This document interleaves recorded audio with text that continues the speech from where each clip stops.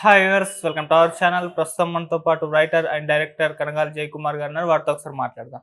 Sir నమస్కారం sir. నమస్తే.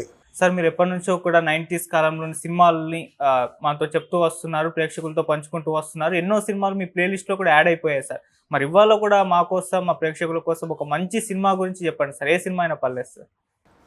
మంచి సినిమా అంటే చాలా వినోదాన్ని పంచే సినిమా. సో సినిమా అంటేనే వినోదం. ఆ వినోదం పాలు ఎక్కువయ్యేటటువంటి సినిమాలు, అద్భుతమైనటువంటి సినిమాలు ఇంతకుముందు చాలామంది తీశారు. అటువంటి కేటగిరీలో వచ్చినటువంటి చాలా వినోదాత్మకమైనటువంటి సినిమా మిస్సమ్మ. ఆ మిస్సమ్మ కథ నుంచి ఆ సినిమాని ఇన్స్పిరేషన్ తీసుకుని చాలామంది చాలా కథలు అల్లారు. బేసిక్గా ఆ మిస్సమ్మ కథలో ఒక పుట్టుమచ్చను ఆధారం చేసుకుని అల్లినటువంటి కథ లేడీ స్టైల్. వంశీ గారు డైరెక్ట్ చేసినటువంటి లేడీ స్టైల్, అది కూడా సూపర్ హిట్ అయింది. ఏం లేదు, ఒక పుట్టుమచ్చ మీద మొత్తం కథ అంతా నడుస్తుంది. సో ఆ మిస్సమ్మ అనేటటువంటి ఆ కథని విజయ ప్రొడక్షన్స్ వారు తీశారు. దానికి నిర్మాతలు నాగిరెడ్డి చక్రపాణి గారు. తర్వాత టోటల్ స్క్రిప్ట్ రాసింది చక్రపాణి గారు. పాటలు మాత్రం పింగళి నాగేంద్ర గారు, మ్యూజిక్ ఎస్ రాజేశ్వర గారు. సో దానికి ఎల్వి ప్రసాద్ గారు డైరెక్టర్. మాయాబజార్కు ముందు తీసినటువంటి సినిమా. ఎల్వి ప్రసాద్ గారు, తర్వాత చక్రపాణి గారు, వాళ్ళు ఎంత అద్భుతంగా అల్లారంటే ఆ కథని.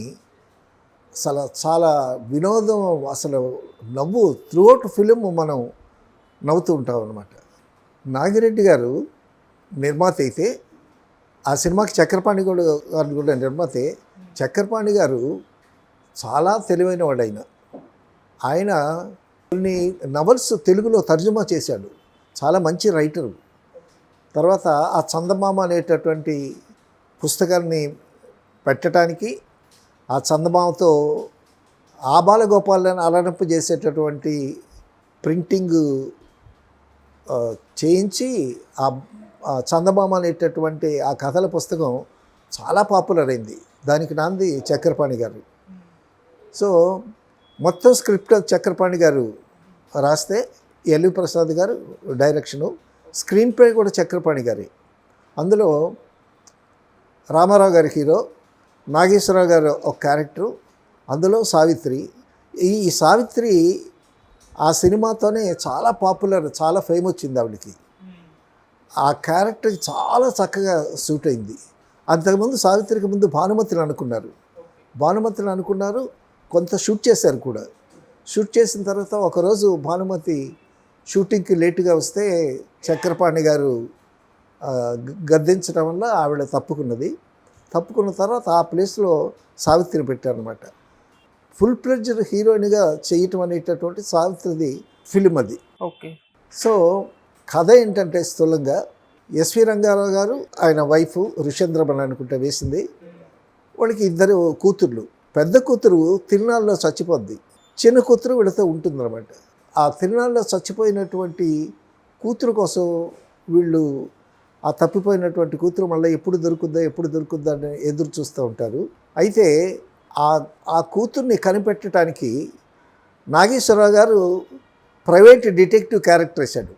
చాలా గమ్మత్తైనటువంటి క్యారెక్టర్, చాలా హ్యూమరస్గా, చాలా యాక్టివ్గా, భలే హుషారుగా యాక్ట్ చేశారు నాగేశ్వరరావు గారు. ఆ డిటెక్టివ్ క్యారెక్టర్ ఏంటంటే, ఆ తప్పిపోయినటువంటి పెద్ద కూతురు, ఆ కూతురు ఎక్కడ ఉంది కనిపెట్టడం ఈయన పని అనమాట. అటువంటి క్యారెక్టర్. తర్వాత రామారావు గారు హీరో. రామారావు గారు బిఏ పాస్ అయ్యి నిరుద్యోగి. తర్వాత సావిత్రి కూడా బిఏ పాస్ అయ్యి నిరుద్యోగుల మీద కథ స్టార్ట్ చేస్తారనమాట.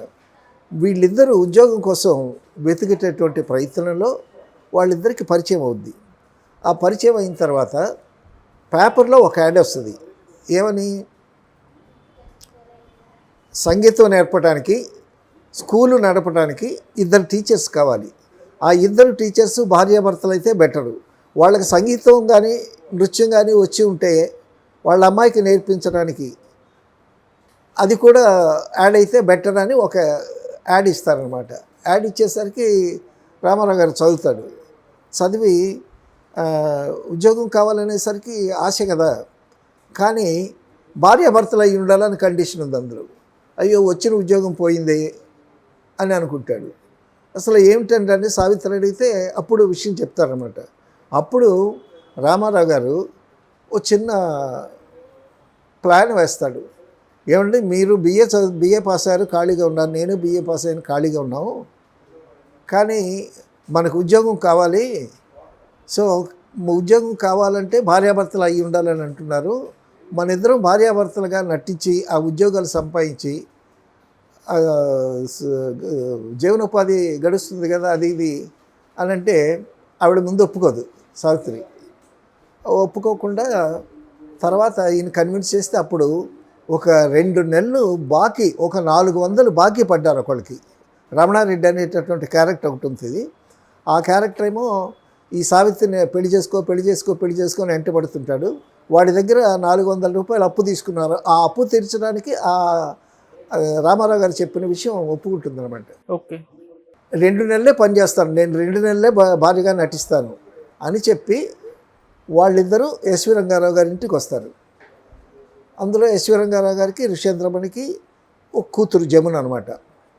పోతే ప్రైవేట్ డిటెక్టివ్ నాగేశ్వరరావు గారు ఉన్నాడు కదా, వీనికి చెప్తారు ఏమని, తప్పిపోయినప్పుడు చిన్నపిల్ల, దానిలో మెడలో పులిగోర ఒకటి ఉంది, తర్వాత మా అమ్మాయి కుడికాలు బొట్టన వేలి మీద ఇంత మచ్చ ఉంది అని చెప్తారు. సో కట్ చేస్తే సావిత్రి ఒక చోట సంగీతం నేర్పుతూ ఉంటుంది. ఆవిడ కాలు మీద నుంచి ఓపెన్ చేస్తే కరెక్ట్గా ఆ మచ్చ రివీల్ అవుతుందన్నమాట. అంటే తప్పిపోయినటువంటి పెద్ద కూతురు కాలు మీద మచ్చ ఉందని, పులిగోరు ఉందని అని చెప్పడంతో ఆ బొట్టనవేలు కాలు కింద ఉన్న మచ్చని రివీల్ చేసి డైరెక్టర్ ప్రసాద్ గారు సో ఈవిడ ఎక్కడ ఉంది అని ఆడియన్స్కి చెప్పటం అనమాట.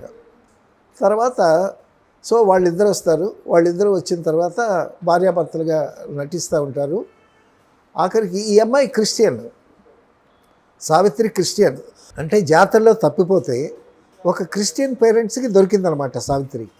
దొరికితే వాళ్ళు పెంచుకున్నారు, పెంచి చదివించి పెద్ద చేసి డిగ్రీ చదివించారు. సో క్రిస్టియన్ పేరెంట్స్ నువ్వు మాకు దొరికేవమ్మా అని చెప్పరు. సో సొంత తల్లిదండ్రులు అన్నట్టే భావిస్తుంది సావిత్రి.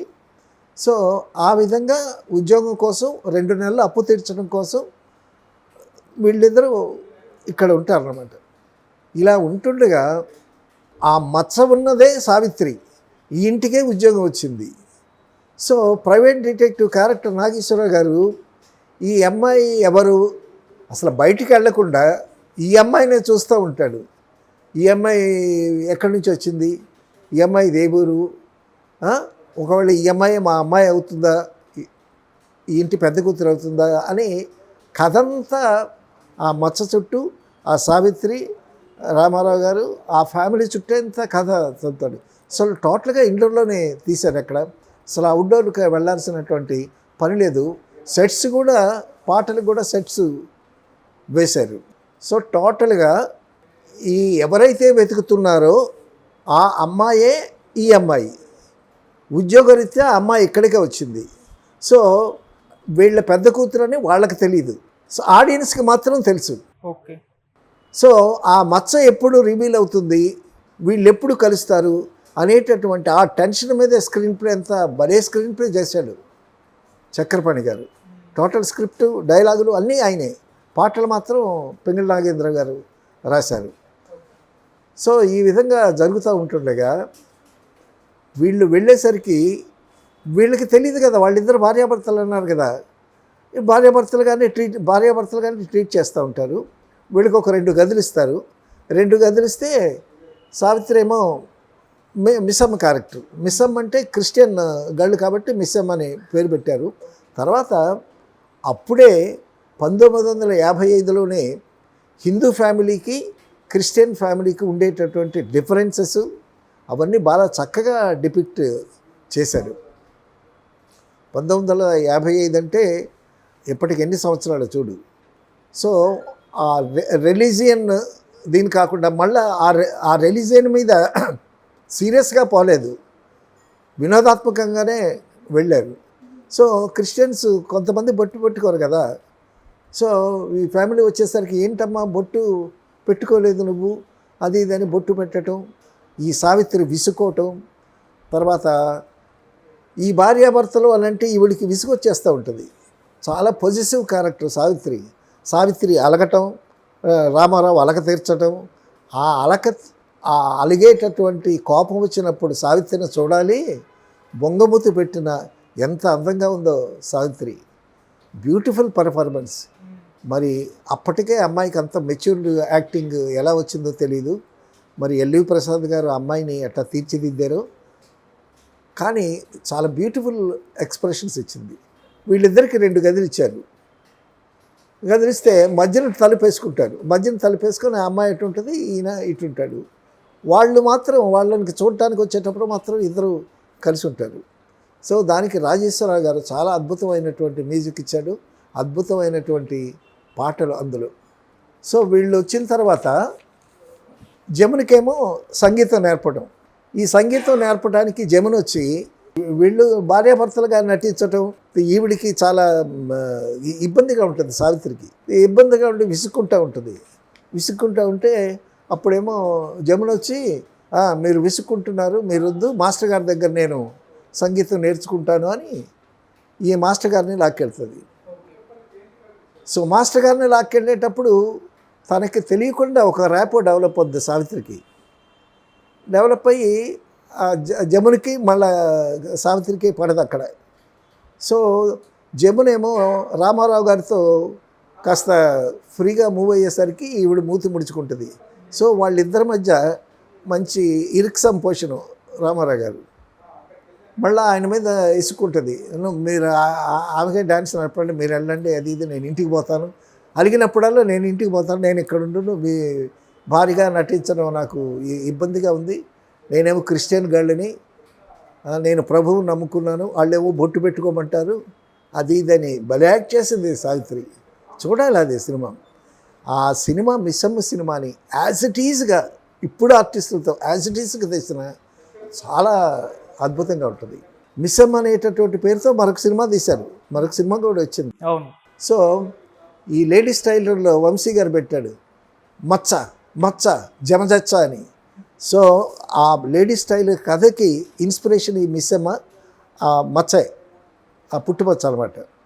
ఇలా ఉంటుండగా సావిత్రి గారికి రామారావు గారికి భార్యాభర్తలుగా నటిస్తున్నారు కదా, ఈయన మంచితనం చూసి ఆవిడ she will fall in love with Rama Rao garu. ప్రేమించడం మొదలుపెట్టిన తర్వాత పక్కనే డ్యాన్స్ నేర్చుకోవటానికి, పాట నేర్చుకోవటానికి జమున వస్తూ ఉంటుంది కదా, అప్పుడు రామారావు గారిని జమున సావిత్రి పట్టుకొని ఇద్దరు అటు ఇటు లాగుతూ ఉంటారు. భలే ఇంట్రెస్టింగ్ సీన్ అది. ఆ సీన్లు చూడాలి కానీ ఆ చెబితే ఆ ఇంపాక్ట్ తెలియదు. ఒకసారి చూడు మిస్సమ్మ, చాలా ఎంటర్టైనింగ్ సినిమా, ఆ అద్భుతమైనటువంటి స్క్రీన్ ప్లే. అందులో రాజేశ్వరరావు గారు పాటలు ఏమి ట్యూన్ కట్టాడు. తర్వాత ఇందులో ఘంటసాల గారు పాడలే ఈ సినిమాలో, ఘంటసాల గారు పాడలేదు, రాజేశ్వరరావు గారు మ్యూజిక్ కాబట్టి రాజేశ్వరరావు గారికి రామారావు గారికి రాజేశ్వరరావు గారికి ఘంటసాల గారికి కొంచెం పడదు, ఎందుకంటే ఇద్దరు లెజెండ్స్. సో ఇద్దరు లెజెండ్స్ అయితే రికార్డింగ్స్లో ఎస్ రాజేశ్వరరావు గారు చాలా గట్టిగా ఒక్క సంగతి ఎన్ని తేడా వచ్చినా సరే గట్టిగా పట్టుకుంటాడు. సో వీళ్ళిద్దరు లెజెండ్స్ కాబట్టి ఒక వరలో 2 కత్తులు ఇవ్వడం అంటారు కదా, అలాగా రాజేశ్వరరావు గారిని మ్యూజిక్ డైరెక్టర్గా పెట్టినందువల్ల జనరల్గా విజయ ప్రొడక్షన్స్కి ఘంటసాల గారే మ్యూజిక్ చేస్తారు, కానీ ఈ సినిమాకి మాత్రం రాజేశ్వరరావు గారిని పెట్టారు. అయితే ఘంటసాలని పాటలు పాడమంటే మనం మ్యూజిక్ డైరెక్షన్ ఇవ్వలేదు కదా అని చెప్పి ఏం రాజా చేత పాడించారు. పీలీల ఏం రాజా పాడారనమాట. ఏం రాజా వాయిస్ చాలా సాఫ్ట్గాను చాలా మెలోడియస్గా బాగుంటుంది. మిస్సమ్మ బాగా ఆడుతున్న రోజుల్లో నేను ఇంత కుర్రాడిని విజయనగరంలో చూశాను మిస్సమ్మ సినిమా. మేము ఉండే చోట పువ్వాడ వాళ్ళని ఒక రిచ్ పీపుల్, వాళ్ళ పెళ్ళికి ఈ ఏం రాజాని ఆర్కెస్ట్రాని పిలిపించారు. అప్పుడు మిస్సమ్మ చాలా అద్భుతంగా ఆడుతుంది, ఆ పాటలు చాలా హిట్ అయ్యాయి. ఆ ఏం రాజా టీం వచ్చి అక్కడ కచేరీ చేస్తే విపరీతంగా జనం చేరారు. అంత అద్భుతంగా ఆయన పాటలది. ఏం రాజా తర్వాత ఏం రాజా భానుమతి గారి సినిమాలో కూడా విప్పనారాయణలో నాగేశ్వరరావు గారికి పాడాడు. అక్కడ ఘంటసాల గారు పాడాల్సింది. అక్కడ ఘంటసాల గారు వచ్చి విప్పనారాయణ సినిమాలో మ్యూజిక్ ఆయన ప్రాక్టీస్ చేస్తున్నాడు. ప్రాక్టీస్ చేస్తుంటే భానుమతి గారు ఒక మాట అంది. ఆ మాట అనేసరికి అడిగి వెళ్ళిపోయాడు ఆయన ఘంటసాల గారు. ఏంటి ఏమంది ఈవిడ? ఆయన ప్రాక్టీస్ చేస్తున్నాడు. ఇప్పుడు ఎంత గొప్ప గాయకుడైనా సరే ముందు పాట విని కాస్త ప్రాక్టీస్ చేసి కదా మైక్ ముందుకు వచ్చి పాడేది. భానుమతి ఏమో ఇది విజయ ప్రొడక్షన్స్ కాదు, బాగా పాడండి అని ఏదో ఒక మాట ఉంది. అనేసరికి విజయ ప్రొడక్షన్స్ అంటే ఆయనకి మాతృ సంస్థ కదా ఘంటసాల గారికి. అలా అనేసరికి ఆయన లేచి ఓడిపోయాడు. అప్పుడు ఏమి రాజైతేనే పాడించింది విప్పనారాయణ సినిమాలో భానుమతి. సో ఘంటసాల గారికి కొంచెం ముందనుకుంటా ఏమి రాజా. చాలా మంచి వాయిస్, చాలా మెలోడియస్గా ఉంటుంది.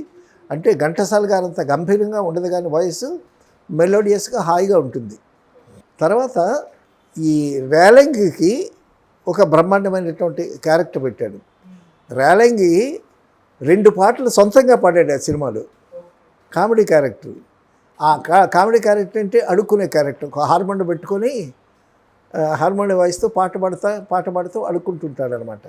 ఎవరుగా అనిపించిన కాస్త తైలం ఇవ్వండి అనే తైలం అనేటటువంటి మాటని చాలాసార్లు రిపీట్ చేసి మంచి ఎంటర్టైన్మెంట్ సృష్టించాడు రేలంగి. ఆ రేలంగి కూడా వీళ్ళిద్దరూ భార్యాభర్తలుగా నటిద్దామని ఇంటికి వచ్చారు కదా. సో అడుక్కునేవాడు కదా, నువ్వు కూడా మాతో రావయ్యా అని రామారావు గారు అంటే ఆ రేలంగి ఇక్కడ కూడా వస్తాడు. ఆ రేలంగిని నాగేశ్వరరావు గారు ప్రైవేట్ డిటెక్టివ్ కదా, వీళ్ళతోనే ఈ భార్యాభర్తలుగా నటిస్తున్న వాళ్ళతోనే ఉంటున్నాడు కదా రేలంగి. ఆ రేలంగి దగ్గరికి వచ్చి ఆ అమ్మాయి వివరాలన్నీ అడుగుతూ ఉంటాడు. ఆ అమ్మాయి ఊరేంటి, పేరేంటి అని అంటే అవన్నీ చెప్పాలంటే కాస్త తైలం పడాలి అంటాడు రేలంగి. అని అంటే కొంత డబ్బులు తీసిస్తాడు. సరే ఊరు పేరు ఏదో చెప్తాడు. అసలు ఆ అమ్మాయి కాళ్ళ మీద పుట్టుమచ్చ, బొట్టన కాళ్ళ మీద ఇంత మచ్చ ఉండాలి, అది ఉందా లేదా కనుక్కోవాలి ఈయన. ఈ వివరాలను అడిగితే ఇంకొంచెం తైలం పడి అంటుంటాడు. ఆ రేలంగి క్యారెక్టర్ కూడా చాలా ఎంటర్టైనింగ్ క్యారెక్టర్గా తీసుకొచ్చారు. ఆఖరికి ఏమవుతుందంటే లాస్ట్లో వీడికి కోపం వచ్చి, సావిత్రికి కోపం వచ్చి కాలు చెప్పు తీస్తుంది. కాలు చెప్పు తీసేటప్పుడు నాగేశ్వరరావు గారు కాలు మీద చూస్తాడు, మచ్చ ఉందా లేదా అని. ఆఖరికి ఆ మచ్చ రివీల్ అయిన తర్వాత అప్పుడు మచ్చ ఉంది అంటారు. అన్న తర్వాత ఆ పులిగోర కూడా వాళ్ళు చిన్నప్పుడు వేసుకునేటటువంటి ఆ పులిగోర ఉంటుంది కదా, ఆ పులిగోరని కూడా ఇక్కడికి తీసుకొచ్చి కథ డ్రైవ్ చేశాడు. సో ఆ పులిగోర చూస్తాడు. తప్పిపోయినప్పుడు నా పెద్ద కూతుర్లో మెడలో ఉన్న పులిగోర ఇదే. తర్వాత కాలు మీద మచ్చ చూసి నువ్వేనమ్మా పెద్ద కూతురు అది ఇదని అందరూ వాటేసుకుంటే సావిత్రి బెత్తరపోద్ది. నేను క్రిస్టియన్ను, నేను మీ కూతురుని ఎట్ట అవుతానో బెత్తరపోద్ది. ఇంతలోకి క్లైమాక్స్లో సావిత్రిని వెతుక్కుంటూ పెంచినటువంటి ఆ క్రిస్టియన్ ఫ్యామిలీ ఫాదర్ మదర్ కూడా వస్తారు. వచ్చిన తర్వాత అప్పుడు అమ్మా నువ్వేనమ్మా మా పెద్ద కూతురివి, తిరునాళ్ళలో చిన్నప్పుడు తప్పిపోయావు, నువ్వే మా కూతురు, అదిగా కాలు మీద మచ్చ, ఇదే పులిగోరు అది ఇదని అంటే అప్పుడు సావిత్రిని పెంచి చదివించి పెద్ద చేసినటువంటి ఆ క్రిస్టియన్ పేరెంట్స్ చెప్తారనమాట, అవునమ్మా నువ్వు మా సొంత కూతురు కాదు, మేము పెంచుకున్నాము, మాకు తిరునాళ్ళలో నువ్వు దొరికావు, మాకు బిడ్డ లేకపోతే నిన్ను తీసుకొచ్చి పెంచుకున్నాము అది ఇదని చెప్తారు. చెప్పేసరికి అప్పుడు సావిత్రి బిత్తరపోద్ది అనమాట. అప్పుడు అయితే నేను మీ కూతుర్ని కాదా, నేను వాళ్ళ కూతున్నా అని అంటది. అంతే కదా, ఎప్పుడో చిన్నప్పుడు తప్పిపోయి వీళ్ళే పెంచి పెద్ద చేసి చదివించి ఇంత పెద్దదాన్ని చేశారు. అప్పుడు కన్న తల్లిదండ్రులను కన్నా వీళ్ళ మీద ఎక్కువ ప్రేమ ఉంటుంది కదా. సో ఆ డైలమా సావిత్రి యాక్ట్ చేసింది. అసలు ఆ సిచ్యువేషన్ కూడా ఆ డైలమా భలే క్రియేట్ చేశాడు డైరెక్టర్. ఆ స్క్రిప్ట్ కూడా ఎంత అద్భుతంగా రాశారు. అప్పుడంటే అయితే నేను బీకుతున్నా అని అంటే, లేదమ్మా వాళ్ళకు రంగారావు గారి చేత చెప్పిస్తాడు, లేదమ్మా వాళ్ళ కూతురివే, మా కన్నబిడ్డవైనా చిన్నప్పుడు తప్పిపోయావు నువ్వు, కానీ నేను పెంచి చదివించి ఇంతదాన్ని చేసింది ఆ తల్లిదండ్రులే. ఇప్పుడు మేమేమో కన్న తల్లిదండ్రులు, వాళ్ళు పెంచిన తల్లిదండ్రులు, మా రెండు ఫ్యామిలీకి కూతురువే నువ్వు అని చాలా చక్కగా కథ ఫినిష్ చేస్తాడు. సో కథ అంతా కూడా వీళ్ళిద్దరూ భార్యాభర్తలుగా నటిస్తున్నారు. వీళ్ళిద్దరూ భార్యాభర్తలుగా నటిస్తున్నారని ఆడియన్స్కి తెలుస్తుంది, క్యారెక్టర్స్కి తెలియవు. అలాగే తప్పిపోయిన సావిత్రి, చిన్నప్పుడు చచ్చిపోయిన అమ్మాయి సావిత్రి, ఆ కాలి మీద మచ్చ ఉన్నది అనేటటువంటి విషయం ఆడియన్స్కి రివీల్ అయిపోయింది, కానీ క్యారెక్టర్స్కి తెలియవు. అలాగా కథ అంతా ఆడియన్స్కి తెలుసు, క్యారెక్టర్స్ మధ్యన సస్పెన్సు, ఆ సస్పెన్స్ని చాలా బాగా మెయింటైన్ చేశారు డైరెక్టర్ కానీ, స్క్రీన్ ప్లే రాసినటువంటి చక్రపాణి గారు కానీ. తర్వాత అందులో పాటలు, ఇటువంటి పాటలు, రాజేశ్వరరావు గారు విశ్వరూపం అన్నమాట ఆ సినిమాలో. అందులోనే రామారావు గారికి సావిత్రి విసుకుని వెళ్ళిపోద్ది రామారావు మీద. ఆవిడే 2 నెలలే ఉద్యోగం నేను చేస్తాను, 400 అప్పు తీర్చాలి. 400 అప్పు అంటే అప్పుడు ఎక్కువ, 1955లో. 2 నెలలే ఉంటాను, నేను ఇక్కడ ఉండను, వాళ్ళు ఆ బొట్టు పెట్టుకోమంటారు, నేను క్రిస్టియన్ గర్ల్ని, నేను ప్రభువుని నమ్ముకున్నాను. తర్వాత వీళ్ళిద్దరూ భార్యాభర్తలు అని ఆవిడేదో ఒక సీన్ చాలా గమ్మత్తుగా క్రియేట్ చేశారు అందులో. వీళ్ళిద్దరూ నిజంగా భార్యాభర్తలు అనుకుని ఈ అమ్మాయికి ఏదో గర్భం వచ్చింది అనేటువంటి ఇల్యూషన్ క్రియేట్ చేసి ఈ పేరెంట్స్, జమున తల్లిదండ్రులు, అప్పటికి సావిత్రి తల్లిదండ్రులు అవ్వలేదుగా, లాస్ట్గా అవుతారు, వీళ్ళంతా ఈ అమ్మాయికి సీమంతం, అమ్మ రేపు నీకు సీమంతం చేస్తామంటారు అని అంటే సావిత్రి చెంటి రామని అడుగుద్ది, ఏమండి సీమంతం అంటే ఏమిటి అని. సీమంతం అంటే అన్ని రిలీజియన్స్లో చేస్తారు కానీ అమ్మాయికి తెలీదు. అప్పుడు రామారావు సీమంతం అంటే అదొక పండగలండి అని అంటాడు. ఆ సీమంత పాట కూడా పెట్టారు. సో కూర్చోబెట్టి గంధం గింధం రాసి ఆ చుట్టూ ఆడవాళ్ళంతా చేరి ఒక పాట పాడి ఈవిడ్ని ఇట్ట ఇది పెడుతుంటే ఉక్కిరి బిక్కిరి చేస్తుంటే ఈవిడ విసుక్కొని నేను వెళ్ళిపోతాను, నాకు అక్కర్లేదు, ఈ నటన అక్కర్లేదు, నాకు వీళ్ళు ఇచ్చే జీతం అక్కర్లేదు అని అంటే, ఇప్పుడు రామారావు ఏమండి 2 నెలలు బాకీ తీర్చుకుంటారు కదా, 1 నెల అయింది, మరొక నెల కదా, అది పూర్తి చేసి వెళ్ళండి, తర్వాత మీ ఇష్టం ఉంటే ఉండండి, లేకపోతే వెళ్ళిపోండి, అది ఇదేని ఆవిడ బతిమలాడుతూ ఉంటాడు రామారావు గారు. ఆవిడ విసుక్కుంటూ ఉంటుంది, మూతి ముడుస్తూ ఉంటుంది. ఆ మూతి ముడిచేటప్పుడు ఆ కోపంలో కూడా ఎంత చక్కగా ఉందో సావిత్రి. సో అసలు అందులో పాటల గురించి చెప్పుకోవాలి. అందులో రాజేశ్వరరావు గారు చేసిన పాటలు, బృందావనమది అందరిది, గోవిందుడు అందరి వాడలే, పెద్ద సూపర్ హిట్ సాంగ్ ఇందులోదే. తర్వాత రేలంగి పాడిన పాట, అడుక్కునేవాడు కదా, ధర్మం చెయ్యి బాబు, కానీ ధర్మం చెయ్యి బాబు, ధర్మం చేస్తే పుణ్యం వస్తుంది, కర్మ నశిస్తుంది బాబు అని హార్మోని వాయిస్తూ డ్యాన్స్ చేస్తూ భలే పాడతాడు. 2 పాటలు పాడాడు రేలంగి సొంత వాయిస్తూ. అంటే అప్పుడు ఆర్టిస్టులకు ఉండేటటువంటి స్కిల్స్ని ఇప్పుడు మామూలుగా రామారావు గారికి వాళ్ళందరికీ ప్లేబ్యాక్ ఏం రాజా పాడాడు, ఇతను కమెడియన్ కదా, కాబట్టి ఇతను కాస్త కోస్త పాడేటటువంటి జ్ఞానం ఉండుంటుంది. ఆ విధంగా కూడా వాడుకున్నారు రేలంగిని. రేలంగి మొట్టమొదట పి పుల్లయ్య గారి దగ్గర ఒక అసిస్టెంట్గా చేరాడు. అసిస్టెంట్ అంటే ఏ పనైనా చేయటం. పుల్లయ్య గారికి పర్సనల్ అసిస్టెంట్, ఇప్పుడు హీరోలకి పర్సనల్ అసిస్టెంట్స్ ఉంటారు కదా, అలాగే చేరాడు. ఏ పనైనా చేసేవాడు అనమాట. అలాగ బాయ్గా చేరి తర్వాత నెమ్మదిగా చిన్న చిన్న వేషాలు వేస్తూ ఆఖరికి పెద్ద కమెడియన్ అయ్యి ప్రతి సినిమాలో రేలంగి ఉన్నాడా లేదా అనేటటువంటి స్థాయికి ఎదిగాడు రేలంగి. తర్వాత ఈ భారీగా నటించటం, ఆ సీమంతం గంగిరెద్దులాగా ఆవిడని అలంకరించి పాట పాడటం, వీటన్నిటికీ ఇది తట్టుకోలేక సావిత్రి ఆ మేరీ మాత దగ్గరికి వచ్చి ఒక పాట పాడుద్ది. ఆ పాట చాలా పాపులర్ అయింది. ఏంటి తెలుసా ఆ పాట? కరుణించు మేరీ మాత శరణింక మేరీ మాత, నీవే శరణింక మేరీ మాత.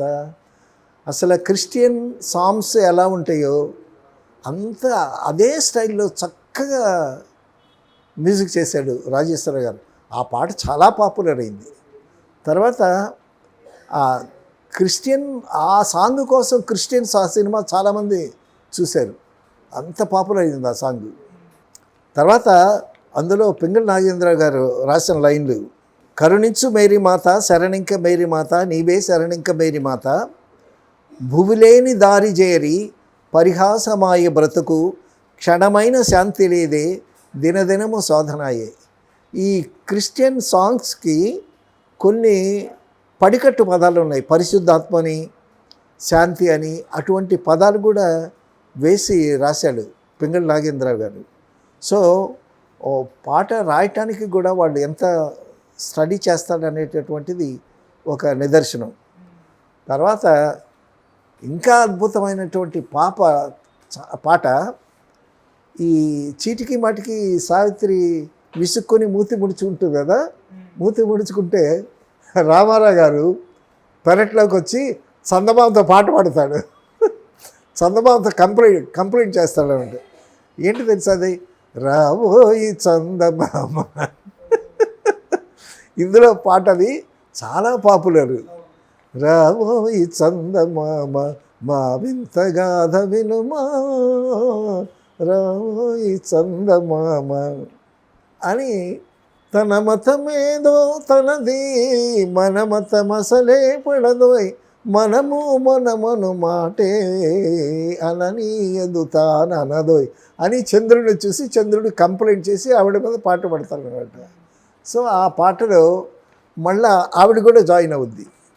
ఈయన ఒక చరణం పాడి రామారావు గారు రాబోయ్ అనేసరికి ఫిమేల్ వాయిస్ వస్తుంది అని అంటాడు. అనేసరికి పక్క నుంచి సావిత్రి వచ్చి అందుకుంటుంది.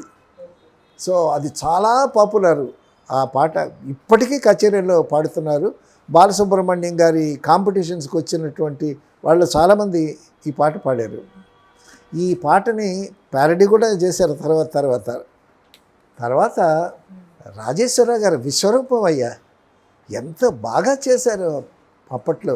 చాలా చిన్న వయసు అయింది రాజేశ్వరరావు గారు, బాలమేధావి ఆయన. అందుకే అంత సూపర్ హిట్, మ్యూజికల్ హిట్ ఆ సినిమా. కథపరంగా అందులో పెట్టినటువంటి కామెడీ కీమెడీ అవన్నీ వినోదం అంతా బాగానే ఉంది. తర్వాత ప్రతి పాట హిట్. బృందావనమది అందరిది, గోవిందుడు అందరి వాడేలే, ఎందుకే రాదా ఈ సువసూయను, అందములందరి ఆనందములే అనే పాట కూడా ఇందులో ఉంది. అది పెద్ద హిట్. అందులో ప్రతి పాట హిట్టే. తర్వాత అప్పుడు సినిమాయే కదా ఎంటర్టైన్మెంట్. సో ఎగబడి జనాలు చూశారు ఆ సినిమాని. తర్వాత వీళ్ళిద్దరూ రామారావు గారి మీద సాఫ్ట్ కార్నర్ ఏర్పడి తర్వాత సావిత్రి ఆయన్ని ప్రేమించిన తర్వాత మళ్ళా అక్కడ ఒక పాట పెట్టాడు. మళ్ళీ చందమామ దగ్గర పాట. ఆ చందమామ పన్నెండు అంతా సెట్ వేశారు. అక్కడ పాట ఏమిటో నీ మాయా ఓ చల్లని రాజా వెన్నెల రాజా, ఏమిటో నీ మాయా అని ఒక పాట.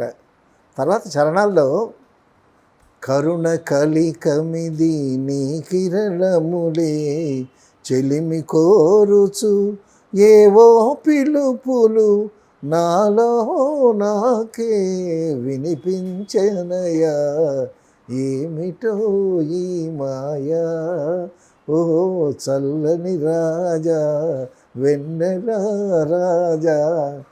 చిన్నప్పుడు విన్న అది ఆ ట్యూన్ ఇప్పటికీ నాకు గుర్తుందంటే అంత ఎంత ఇంపాక్ట్ ఇచ్చింది ఆ సినిమా. కరుణ కలికమిది, కనుల కలికమిది. కనుల కలికం అంటే కాటిక. నీ కిరణాలు, నీ చల్లని కిరణాలు నా కన్నులకి కాటుకలాగా ఉన్నాయి. చెలిమి కోరుచు ఏవో పిలుపులు నాలో నాకే వినిపించనయ్యా అని పాడుతుంది. అంటే చెలిమి కోరుతుంది, ప్రేమించింది కదా. ఆ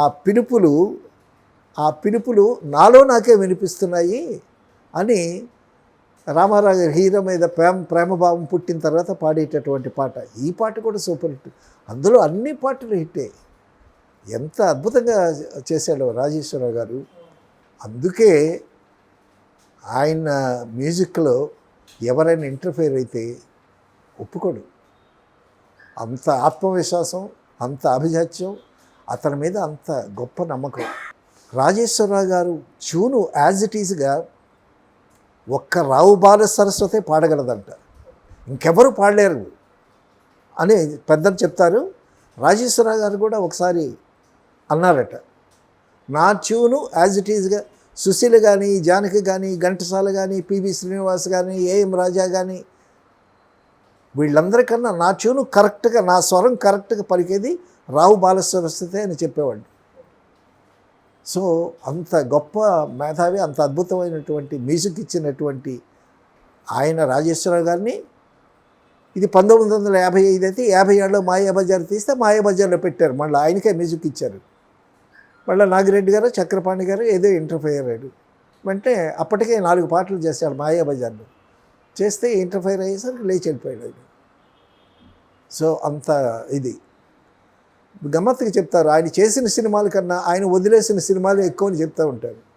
అటువంటి మేధావి రాజేశ్వర గారి music, Marcus Bartley photography, screenplay, script, Chakrapani గారు, నాగిరెడ్డి చక్రపాణి గారు నిర్మాతలు.